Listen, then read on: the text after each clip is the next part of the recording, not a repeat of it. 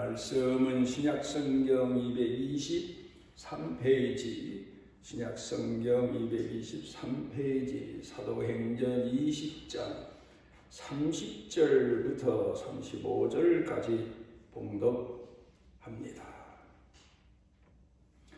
또한 여러분 중에서도 제자들을 끌어 자기를 따르게 하려고 어그러진 말을 하는 사람들이 일어날 줄을 내가 아노라. 그러므로 여러분이 일깨어 내가 3년이나 밤낮 쉬지 않고 눈물로 각 사람을 훈계하던 것을 기억하라. 지금 내가 여러분을 주와 및 그 은혜의 말씀에 부탁하노니 그 말씀이 여러분을 능히 든든히 세우사 거룩하게 하심을 입은 모든 자 가운데 기업이 있게 하시리라. 내가 아무의 은이나 금이나 의복을 탐하지 아니하였고 여러분이 아는 바와 같이 이 손으로 나와 내 동행들이 쓰는 것을 충당하여 범사에 여러분에게 모범을 보여준 바와 같이 수고하여 약한 사람들을 돕고 또 주 예수께서 친히 말씀하신 바 주는 것이 받는 것보다 복이 있다 하심을 기억하여야 할지니라. 근래는 도로가 고속화되다 보니까 우리 성도님들도 가끔은 고속도로를 이용하십니다. 그러다가 피곤하면 휴게소에 들려서 쉬게 되는데 우리 성도들이 거기 들려서 꼭 눈여겨봐야 될 곳 두 곳을 말씀드리고 싶습니다. 하나는 고속도로 휴게소가 세계적으로 제일 잘 되어 있는 나라다 그런 찬사들을 합니다만 작은 공원을 만들어 놔서 잠시나마 도회지 생활에 지쳤던 사람들에게 흥미로움을 가져다 주는 경우가 있습니다. 다니다 보면 특별히 그 작은 정원을 잘 만들어 놓은 휴게소가 있더라고요. 그런가 하면 또 하나 우리 성도들이 빼놓지 말고 눈여겨봐야 할 곳이 작은 책방입니다. 몇 권 되지는 않지만 그런데 거기에 가끔 제가 거기서 몇 권의 책을 사서 봤는데 며칠 전에도 고속도로 휴게소에 들렸다가 책 한 권을 발견했는데 그 제목이 재미있습니다. 성공에는 지름길이 없다. 그런 책입니다. 그런데 그 내용은 미국의 유명한 하버드 대학에서 강의한 인문학 강의한 그런 내용들을 모아서 낸 책입니다. 우리는 늘 공부해야 되고 늘 현대를 살아가는 사람들 중에서 지식인들의 말을 귀담아 들을 필요가 있지 않습니까? 그분들은 많은 식견을 통해서 훈련, 연단, 공부를 통해서 현대에서 지혜로움을 말하는 분들이기 때문에 그런 책을 사서 참고하면 우리 신앙에도 매우 도움이 되는데 제가 그런 책들을 선택해서 볼 때마다 생각나는 게 이 내용을 성경에서 가져온 내용일 거다. 성경을 묵상하면서 쓴 내용일 거다. 이런 생각을 많이 합니다.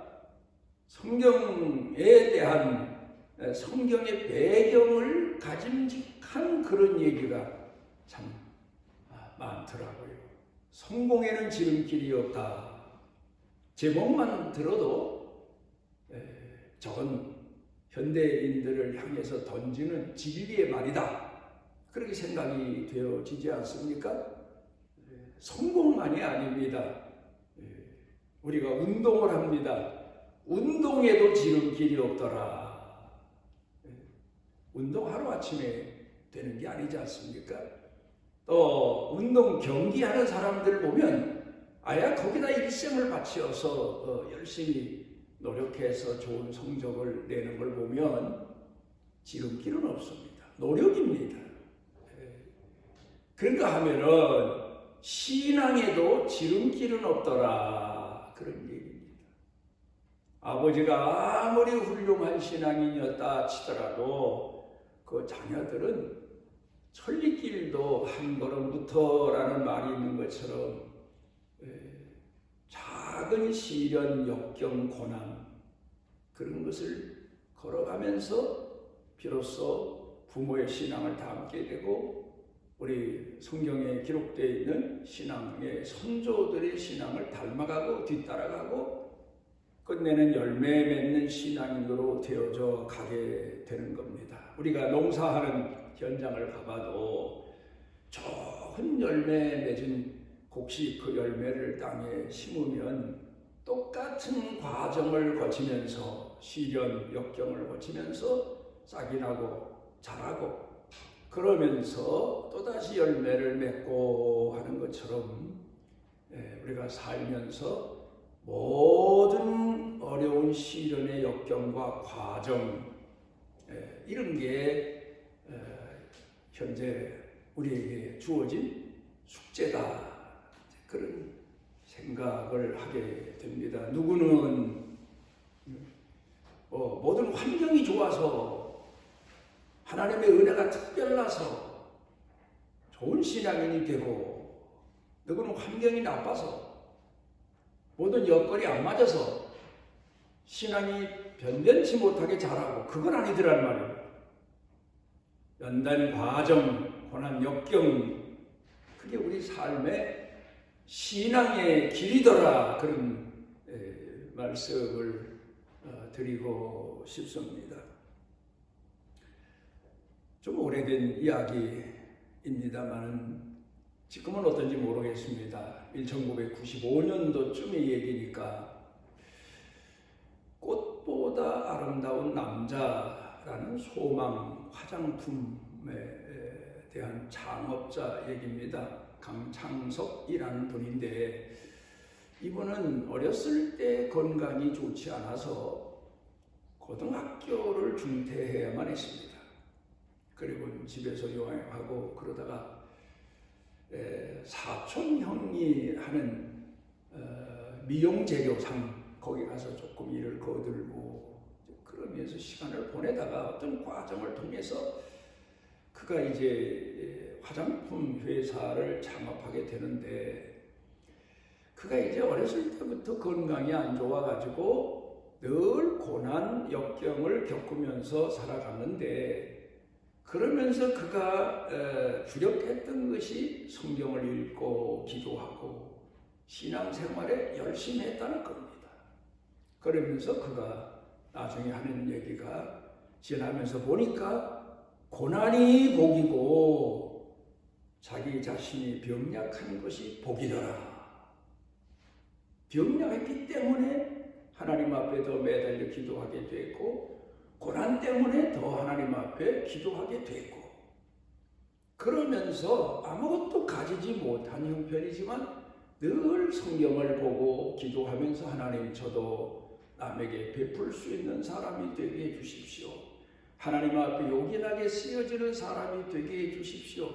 그러면서 기도했는데 1995년쯤에 가서는 처음에는 저 홍제동에 작은 방 하나를 얻어가지고 두세 사람이서 화장품 제조를 시작했다가 한 30여 명 늘었다가 했는데 95년쯤에 가서는 한 1000여 명의 직원들이 있게 됐다.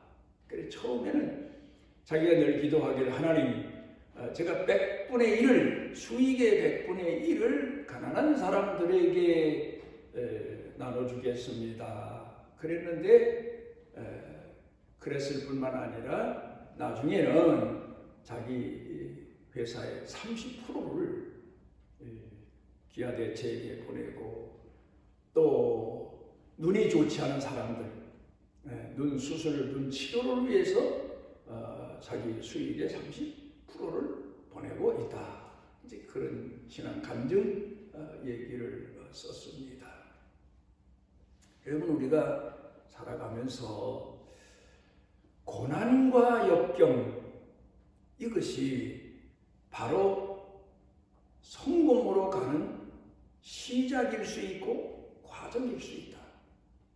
그걸 생각해 보게 됩니다. 하나님은 귀하게 들어 쓰시고 높이 들어 쓰는 사람 하루아침에 만든 사람이 아니고 십수년을 거쳐가면서 연단시키시고 훈련시키시면서 또 어떤 때는 대대로 그 조상 때부터 연단 과정, 시련 과정을 거치게 하시면서 끝내는 마지막에 가서 크게 들어 쓰시는 그런 이야기도 성경에서는 수도 없이 찾아보게 됩니다. 하버드대에서 이상한 실험을 하나 해봤습니다. 지금은 기계가 좋아서 사람들의 건강 수치를 아침에 재보면 다르고 저녁에 재보면 다르고 그렇게 재볼 수 있는 기계가 있습니다. 그런데 하버드대에서 시험하기를 두 부류로 나누어서 한 부류는 열심히 운동을 하게 했습니다. 뛰기도 하고 운동하게 하고 그런가 하면은 또 한 부류의 사람들은 나가서 봉사하게 남을 도와주고 헌신하고 좋은 일 하는 그런 일을 계속 시간을 맞춰서 하게 했습니다. 그러나 나중에 그 사람들을 모아가지고 그 사람들의 건강 수치를 재보니까 운동을 한 사람들의 건강 수치보다 좋은 일을 한 사람들, 선한 일을 한 사람들, 봉사한 사람들의 건강 수치 면역력이 뛰어났다. 그런 결과가 나온 겁니다. 그래서 그 다음에 다시 한번 그 청년들을 이제 막 병들어서 암으로 죽어가는 사람들이 수용되어 있는 호스피스 병동에 보내서 또 얼마 기간 동안 그분들을 돌보게 했습니다. 그런 다음에 건강 수치를 재보니까 운동한 것보다 선한 일, 봉사한 일보다 더 면역력이 뛰어나게 좋았더라. 그런 보고가 있습니다. 그래서 그 보고서의 이름을 테레사 수녀 있지 않습니까? 봉사하고 헌신하며 평생을 산 테레사 효과다.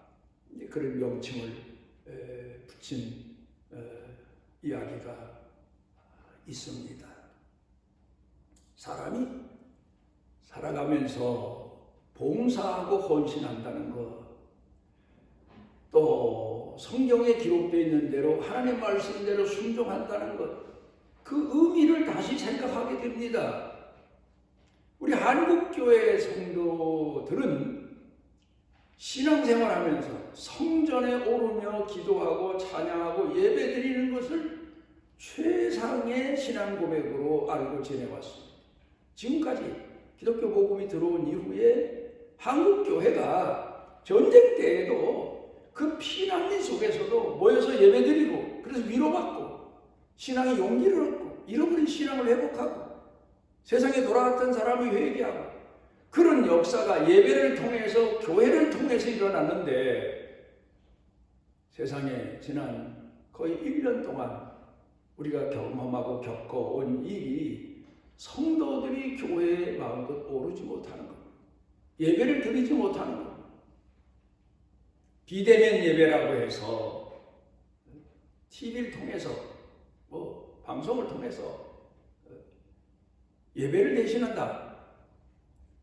한국교회가 거의 이제는 그렇게 지내오면서 신앙의 면역력이 완전히 추락했다. 그렇게 보고 있습니다. 이젠 그 옛날에 순결을 각오하던 신앙 거의 다 사라진 것 같아요. 한국교회 지도자들에게도 문제고 성도들에게도 문제고 이제 교회 안 가도 되고 옛날엔 주일에 한 번만 빠져도 양심의 가책을 받고 두려운 마음이 생기고 내가 하나님에게 버림받지 않나 이런 생각이 들고 그랬는데 지금은 거의 1년 동안 그게 습관화가 되어버렸어요. 대면 예배. 글쎄 안 드린 것보다야 낫겠지만 참 걱정이 참 많습니다. 교회를 위해서 하나님 앞에 회개하고 기도할 때 신앙의 면역력이 아주 약화됐다. 이걸 우리가 생각해 봐야 돼요. 시험, 신앙에 잘 훈련된 사람은 어떤 시험이든지 역경이든지 잘 극복을 하는데 신앙 훈련이 중단되고 나니까 조금만 일해도 선을 행하다 포기하고 낙심하고 오늘 성경 본문 말씀 가운데서 사도 바울이 말하는 내용을 보면 받는 자보다 주는 자가 더 복이 있다 예수님 말씀하신 내용을 인용하지 않습니까? 그런데 이제는 주고 또 하나님 앞에 드리는 신앙이 거의 희박할 정도로 약해지고 말았습니다.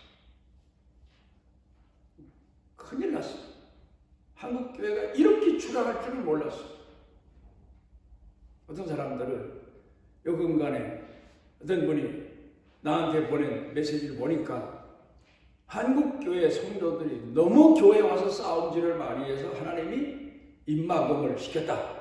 마스크를 통해서 뭐 이런 내용을 가지고도 탄식하며 기도한 내용이 있더라고요. 어떻든 큰일입니다. 이 오늘 우리가 겪는 시련 역경 이걸 다시 회복해야 되는데 어떻게 회복할까? 오늘 성경 본문 말씀 가운데서 사도 바울이 우리에게 가르쳐 주고 있습니다. 운동을 합니다. 열심히 운동을 합니다. 쉬운 일 아니에요. 그러니까 며칠 하다 그만두지요. 운동하는 것도요, 인내가 필요하고 끝까지 도전하는 게 필요하지 않습니까? 그러면 힘이 얼마나 듭니까? 또 땀이 납니다. 그런데 그 효과란 이루 말할 수 없지 않습니까? 예를 들어서 일을 하거나 운동을 열심히 할 때 땀이 난다. 그러면 노폐물이 제거된다. 뭐 그런 얘기도 하잖아요. 면역력도 키워진다. 사람 몸에 잃어버린 힘도 되찾아진다. 뭐 그런 얘기 하지 않습니까? 그런데 신앙도 역시 마찬가지. 말씀에 순종하고 충성하고 헌신하는 것 어렵죠. 힘들지요. 사람이 어린아이처럼 받는 건 좋지만 준다는 거, 드린다는 거 얼마나 힘듭니까? 그런데요, 열심히 운동을 하면 좋은 성적을 내는 경기자도 되고 선수도 되고 기록자도 되고 하는 것처럼 열심히 나누고 열심히 드리고 이 신앙의 훈련이 되면 우리 속에 있는 노폐물, 욕망, 교만이 다 밖으로 나가버리고 맙니다. 그리고 겸손한 신앙, 충성된 신앙만 훈련되어진다는 사실을 우리가 생각해 봐야 됩니다. 오늘 봉사하고 헌신하고 선을 행하다 낙심지경에 이른 분들은 상대방을 우리가 비난하거나 불평할 게 아니라 내 신앙이 이거밖에 안 되는구나. 내 신앙이 이렇게 약화됐구나.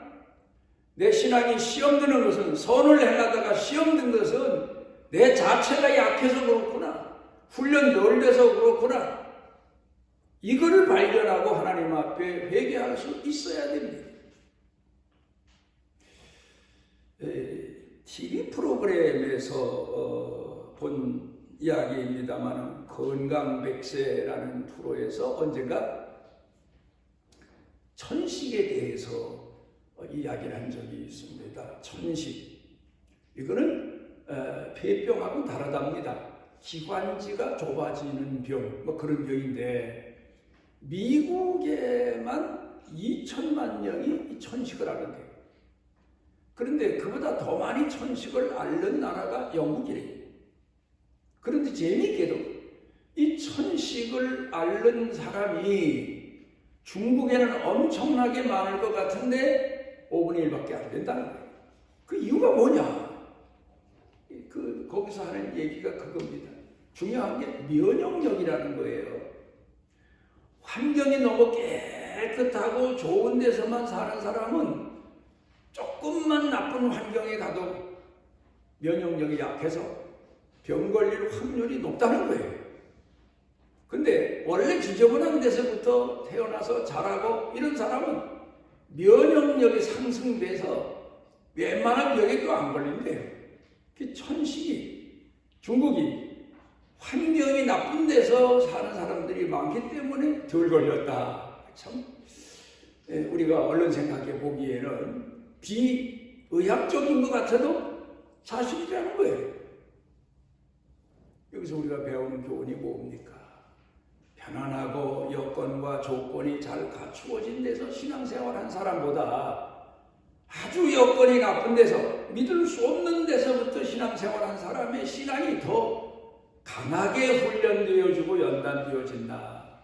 이건 60년대, 70년대부터 그 어려운 상황에서 신앙생활하며 신앙을 지킨 사람들이면 누구나 다 아멘 하는 그런 내용일 겁니다. 어려운 환경에서 더 신앙이 좋아진다. 그런 얘기입니다. 오늘 성경 본문의 얘기를 보면 재미납니다. 사도 그러면 우리 12사도 얘기를 하지만 그분들은 다 예수님을 따라다니면서 예수님에게 말씀을 직접 들으면서 또 때마다 예수님께 지적받고 훈련받고 사랑받으면서 신앙 연단된 분인데, 오늘 성경 본문의 내용을 쓴 사도 바울이라고 하는 분은 환상 중에 그것도 다메섹에서 예수님께 부름받은 일 외에는 예수님 말씀을 직접 들어본 적이 없어요. 그래서 흔히들 하는 얘기가, 예수님의 친동생 야고보는 그가 기록한 성경책의 3분의 2 이상을 예수님 말씀을 인용했다 그래요, 성경학자들이. 근데 사도 바울은 그렇게 많은 서신을 기록했는데 예수님 말씀을 인용한 적이 딱 오늘 성경 본문에 기록되어 있는 사도행전 20장 35절의 한 절이라는 거예요. 받는 자보다 주는 자가 복이 있다. 그 말씀 한 번 다 인용했다는 거예요. 그래 보십시오. 예수님을 직접 이 땅에 육신의 몸을 입고 오신 예수님을 따라다니면서 예수님 가까이서 예수님을 보고 배우고 그런 사도들도 큰 일을 했지만 예수님을 전혀 한 번도 육체적으로 만나 뵌 적이 없었던 이 사도 바울은, 환상 중에 부름받은 사도 바울이 몇 배나 더 큰 일을 하나님 앞에서 하고 쓰여지지 않습니다. 이걸 보면 오늘 우리가 여기서 배워야 되는 교훈이 바로 그겁니다. 환경 탓할 게 아닙니다. 여건 탓할 거 아닙니다. 내 자신이 얼마나 하나님 앞에 받은 작은 은혜를 가슴에 새기고 그 말씀대로 순종하고 충성하며 특별히 무엇보다도 연단받아가면서 신앙에 열중하느냐에 따라서 2달란트 받은 사람이 열심히 노력했더니 4달란트 되고 4달란트 가지고 열심히 노력했더니 6달란트 되고, 그렇게 사업이 확장돼 가는 것처럼 신앙의 영역도 내 노력, 내 헌신, 내 충성에 따라서 성장해 간다.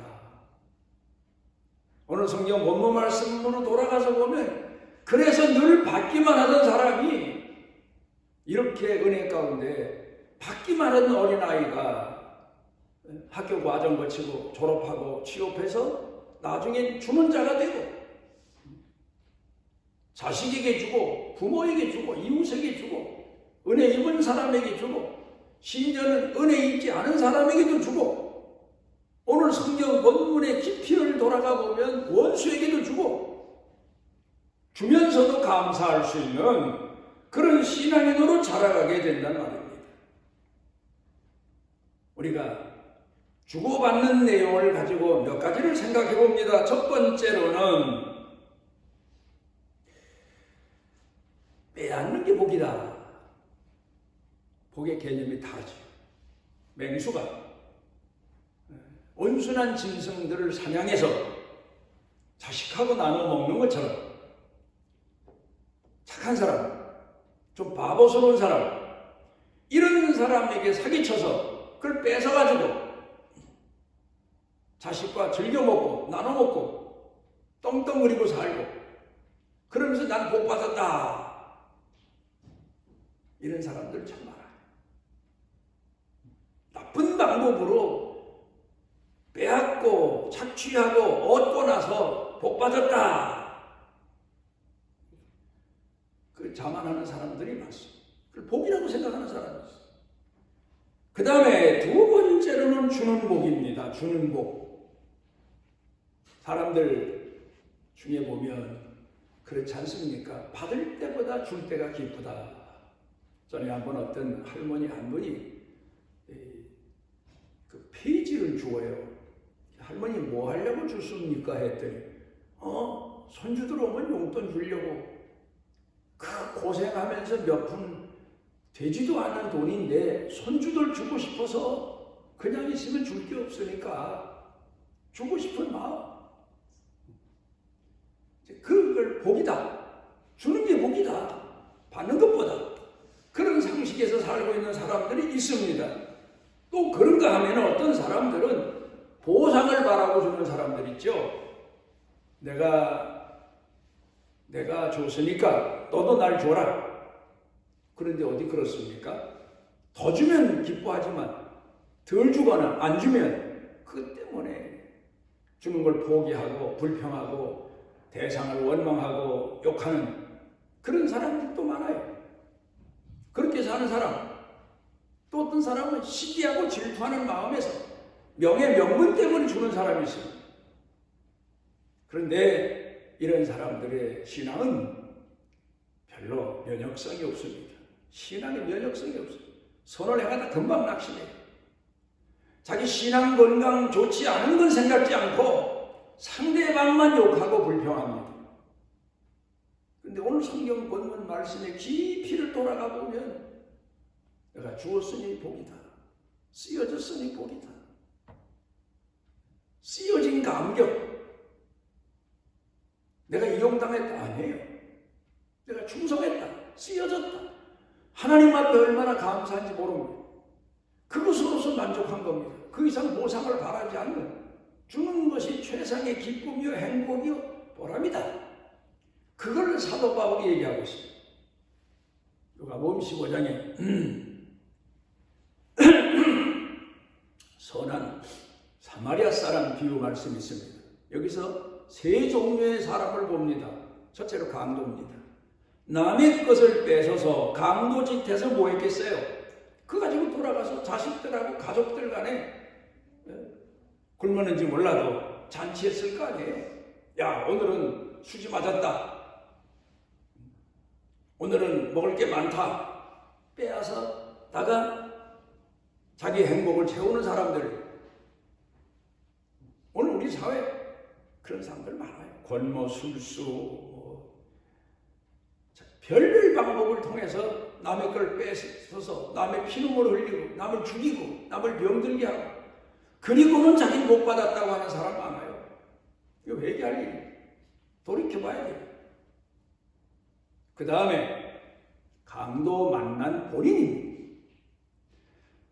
이 사람이 예루살렘 사람이에요. 유대인입니다.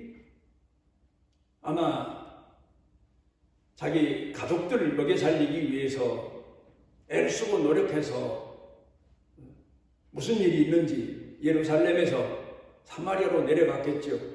가족 먹여 살리는 게 쉬운 일 아니잖아요. 근데 가다가 강도를 만났어요. 자기 가족은 최고예요. 어떤 어려움과 역경을 겪어도 가족 먹여 살리기 위해서 희생하는 그런 사람들 우리 사회에 많죠. 오직 자식들 위해서. 그런가 하면은 가장 중요한 내용이 선한 사마리아 사람입니다.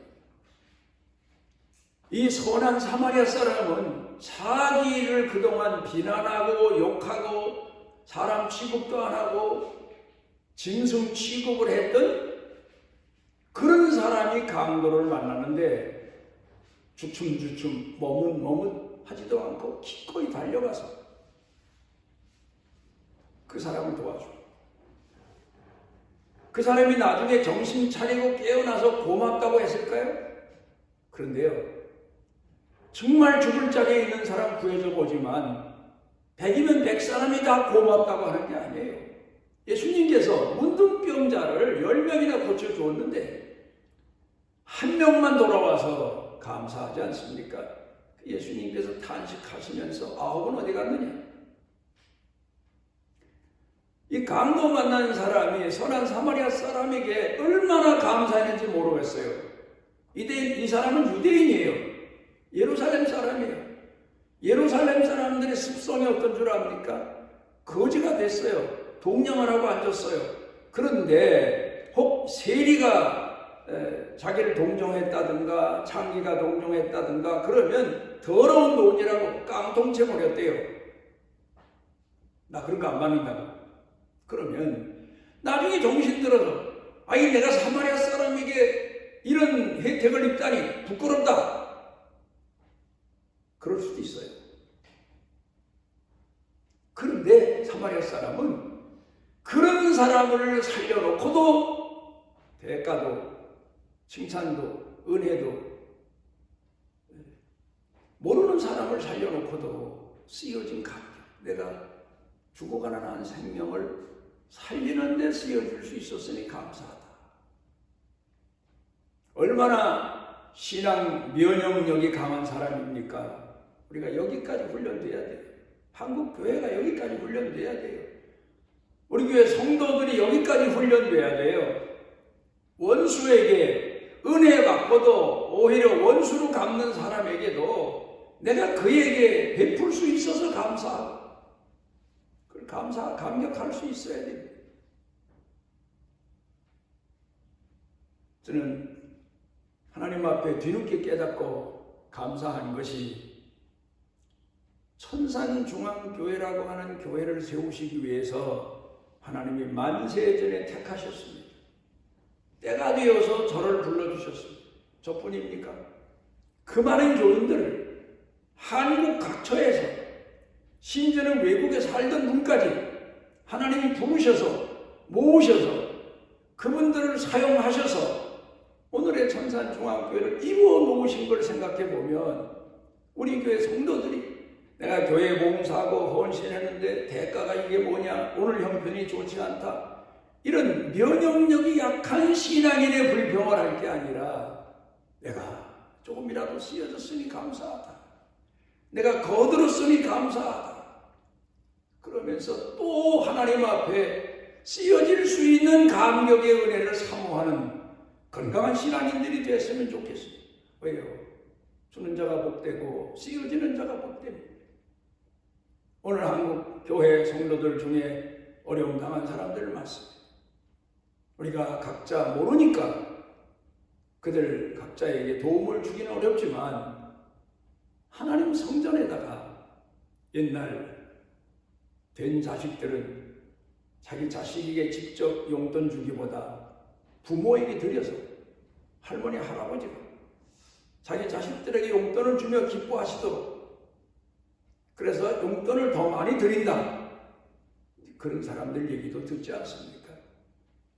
하나님 성전에 드려서 교회가 하나님 성전에서 어렵고 힘든 사람들을 돌볼 수 있는 그런 건강한 교회, 든든한 교회, 그런 교회가 되도록 성경을 다하는 건강하고 든든한 신앙인이 되어야 됩니다. 주는 자가 복되다. 마태복음 20장에 예수님께서 내가 이 땅에 온 것은 섬김을 받으려 함이 아니라 섬기려 합니다. 내 몸을 대성물로 주려고 왔다. 우리가 마지막까지 하나님 앞에 어떤 자세로 신앙생활하며 충성해야 될 것인가를 돌이켜 깊이 생각해 보시고 하나님 앞에 선한 일에, 충성된 일에, 교회 섬기는 일에 건강한, 주면서 기뻐하고 섬기며 기뻐하는 그런 신앙인들 모두가 되시기를 바랍니다. 우리를 지극히 사랑하셔서 때마다 주 앞에 모으시는 아버지 하나님, 이제 어린아이 신앙을 벗어나서 한국교회가 성장한 신앙, 건강한 신앙, 하나님 앞에 끝까지 충성하며 쓰여지는 신앙, 이 모두를 갖출 수 있도록 은혜와 긍휼의 은총을 도와주옵소서. 예수님 이름으로 기도드리옵나이다. 아멘. 우리에게 때마다 긍휼하신 은혜를 베푸시고 손이 수고한 대로 얻을 수 있도록 은총 주시는 아버지께 감사를 드립니다. 오늘도 드려지는 예물, 손길, 경영, 일터, 자녀, 자손들에게 크신 은혜와 은총을 베풀어 주셔서 하나님을 마음껏 공경하고 감격하는 은혜와 은총을 더하시옵소서. 예수님 이름으로 축복하옵나이다. 아멘. 그가 징계를 받음으로 우리가 평화를 누리고 그가 채찍에 맞음으로 우리가 나음을 입었도다. 우리가 맞을 채찍을, 우리가 당할 찔림을 몸에 당하시고 오히려 우리를 사랑하시고 아버지께 우리 구원을 기도하신 주님, 우리 영육이 핍절할지라도 오늘 주 앞에 이르며 주님을 바라봅니다. 주님의 십자가를 바라봅니다. 어루만져 주시고 영육을 치료해 주시고 주께서 함께 하신 은혜를 감격하는 은총의 시간이 되게 하옵소서. 예수님 이름으로 치료하옵나이다. 아멘. 선을 행하다가 낙심한 양이라도 찾아오셔서 일으켜주시고 다시 회복의 신앙을 주시고 주님을 따를 수 있는 긍휼하시는 종을 베푸시는 우리의 선한 목자이신 우리 주 예수 그리스도의 무한하신 은혜와 세상 끝날까지 우리를 품으시고 허물투성인데도 포기치 아니하시고 사랑하시는 아버지 하나님의 만극하신 사랑과 우리 속에 내재하셔서 하나님을 알고 비단에 거하고 충성된 신앙을 구하고 인내하며 끝까지 요긴하게 쓰여지기를 갈망하는 성도들에게 뜨거운 열정을 더해주시는 성령님의 능력의 은총이 사랑하는 자녀들 머리 위에 영육간에 사는 생활 중에 가족 중에 자녀 자손 일터 경영 중에 온 교회 중에 이 나라의 민족 중에 넘치고 넘치도록 함께 하시기를 축원하옵나이다.